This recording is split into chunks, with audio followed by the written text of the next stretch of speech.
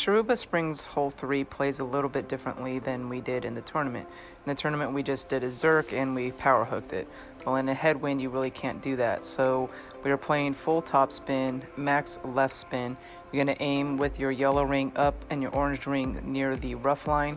Adjust your shot with a 10% over adjustment and use overpower if needed with a half a ball of curl to avoid the rough on the right hand side as it travels up the fairway.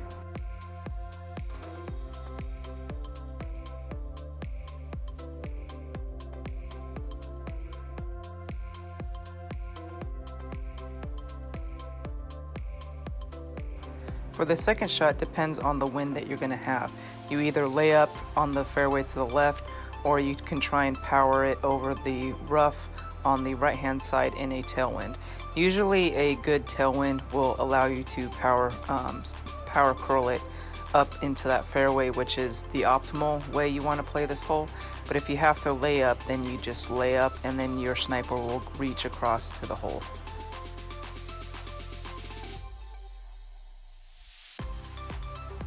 For the third shot here, it plays at a minus 10% elevation with your short iron. If you get into endbringer range, it will play at a plus 20%. So a short iron will be minus 10%, a wedge endbringer shot will play at a plus 20%.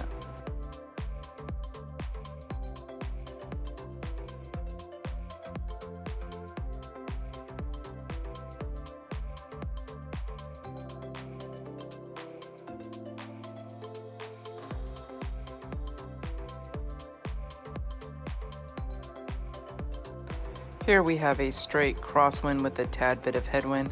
So again, we are playing at a 10% over adjustment on our elevation. Max top spin, max left spin. You're gonna aim your ball guide down the middle where the little cove is, and then adjust your shot with a plus 10% elevation. And then you're gonna use about a half a ball of curl to get you away from the rough on the right hand side as it goes up the fairway.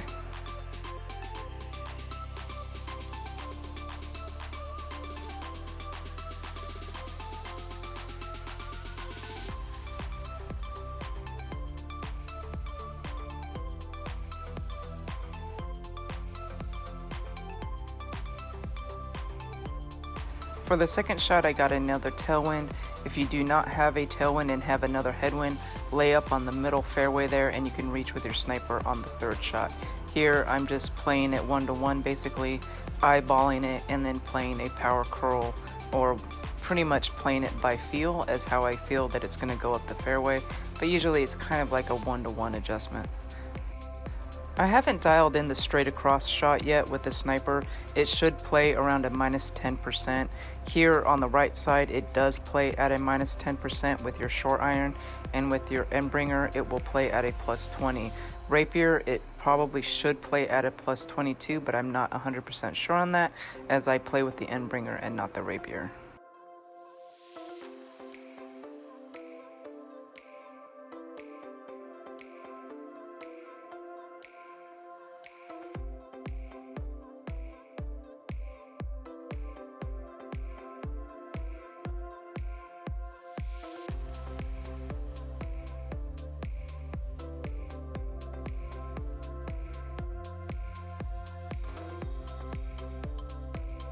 Here we finally have a strong tailwind that you can make over with a power 2 ball. I watched my opponent use full top spin and go into the rough, so I backed off the top spin.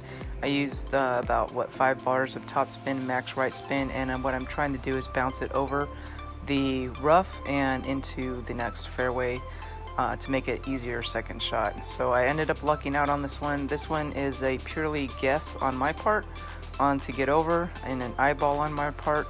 So do like a 10% elevation and try and eyeball your shot to power over, but you can power over. For the second shot, I got a headwind, which wasn't cool, so there wasn't much I could do. But what I tried to do was see if it was possible with the sniper to bounce it over that rough, and sure enough, with full overpower, it was enough. Now I played this with a 10% elevation as well, and I did full overpower and it did squeak up. Now I wouldn't suggest this shot with a stronger headwind, and you might have to lay up, but it is possible to make it over with the sniper topspin to make it over that little bit of rough.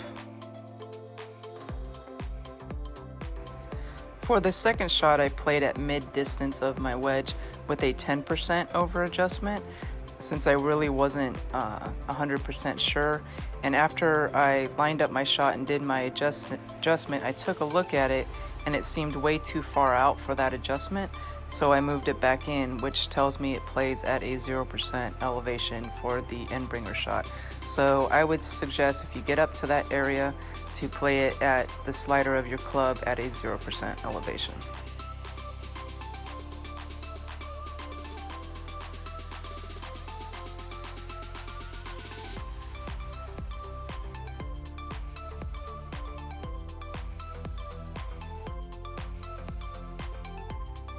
Here we have another like crosswind, and I wanted to see if it could make it over with a lower tailwind. So the only problem I had was I hit a double great left, which didn't help. So I think it would make it over, but I don't think it would make it over that second rough. So I shouldn't have curled it, and I should have done more of a straight on type of shot instead of trying to curl it. The cool thing was I lucked out with my second shot. I got a very, very strong tailwind, and I wasn't sure if a power 2 was going to make it, but I said, well, I'm way back here anyway, so I was going to try it. So again, eyeball it and use your best judgment on how you feel it would go on the fairway. It's pretty much a straight tailwind, so I just curled it a little bit and only gave it a couple bars of side spin, and it's ended up working out and got me pretty far up the fairway.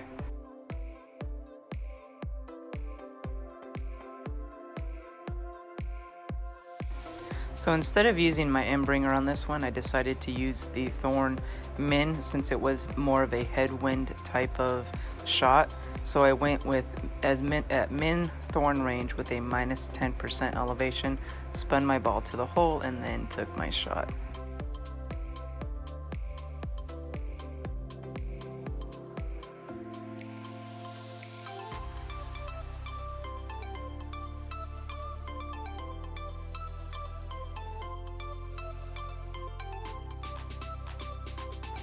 And remember, hit perfect.